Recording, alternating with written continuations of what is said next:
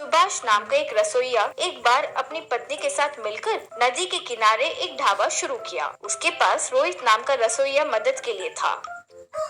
वहाँ आए लोगों को सुभाष का बनाया बैम्बू मशीन का ग्रिल चिकन बहुत पसंद था।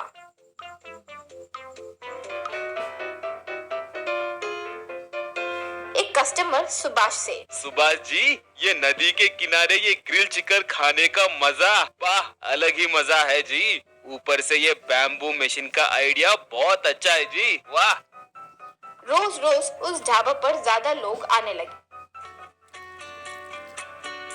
एक बार सुभाष के पास उसे मुर्गी सरफरा करने वाला मुर्गियों का व्यापार आकर, क्यों भाई सुभाष, दिन ब दिन आपका व्यापार बढ़ता ही जा रहा है। तुम्हें देखकर मेरा भी मन करता है कि ढाबा शुरू कर लो भाई, तुम सपोर्ट करोगे? श्रीमान, आप मुर्गियों का व्यापार कीजिए, वही आपके लिए सही है। यहाँ बहुत सारा काम होगा, वो सब मेहनत करना पड़ता है।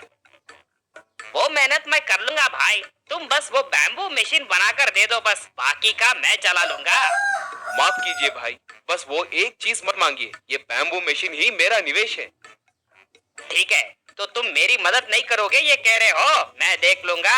अगले दिन वो एक ढाबा को सुभाष के ढाबे के सामने शुरू किया। वो देखकर सुभाष की पत्नी, ओ जी, अचानक ये मुर्गियों का व्यापारी ऐसे ढाबा को कैसे शुरू कर लिया? वैसे वो रसोइया है कौन? ये उन दोनों देख रहे थे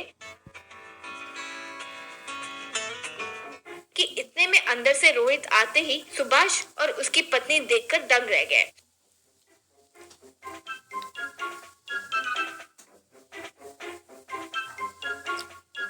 सुभाष तब रोहित के पास आकर, ये क्या रे, एक बार तो बता सकते थे ना। अगर तुम्हें ढाबा शुरू ही करना था तो हमसे कह सकते थे ना, हम ही कोई प्लान बना कर देते ना।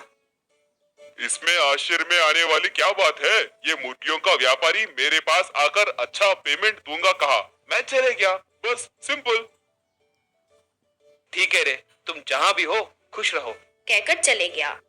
उस दिन से धीरे धीरे सुभाष के पास आए लोगों की संख्या कम होकर सब मुर्गियों के व्यापारी के ढाबा पर जाने लगे।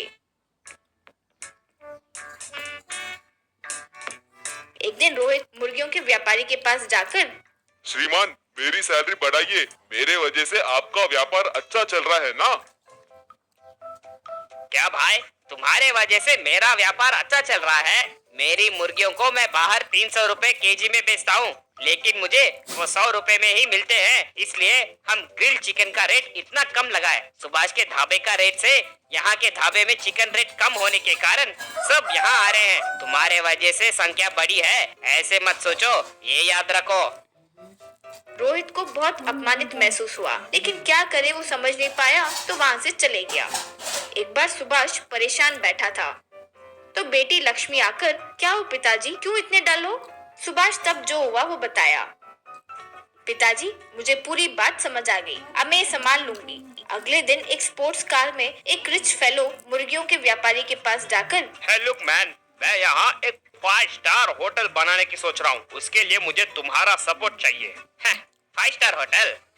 यहाँ वो सब बेकार हो जाएगा जी, यहाँ कोई नहीं आता।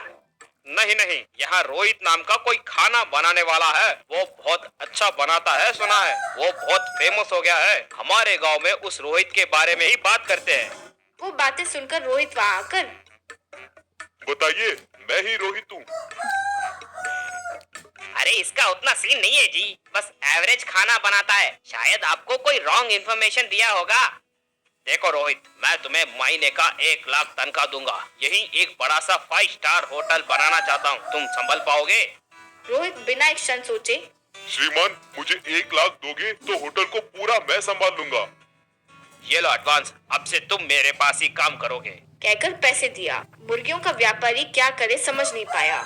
मुर्गियों का व्यापारी कई खाना बनाने वाले को लेकर आया, लेकिन कोई भी ठीक से खाना नहीं बनाने के कारण व्यापार ठीक से नहीं चला, तो वो ढाबा को बंद कर दिया। शहर में वो रिच फेलो लक्ष्मी को, सुभाष को रोहित के पास लेकर आया। रोहित उन तीनों को देखकर पूरा प्लान समझकर, ओ सुभाष, क्या प्लान बनाए, वाह, आखिरकार मुझसे होटल बनवा रहे हो। मुझ पर विश्वास करने के लिए बहुत बहुत शुक्रिया।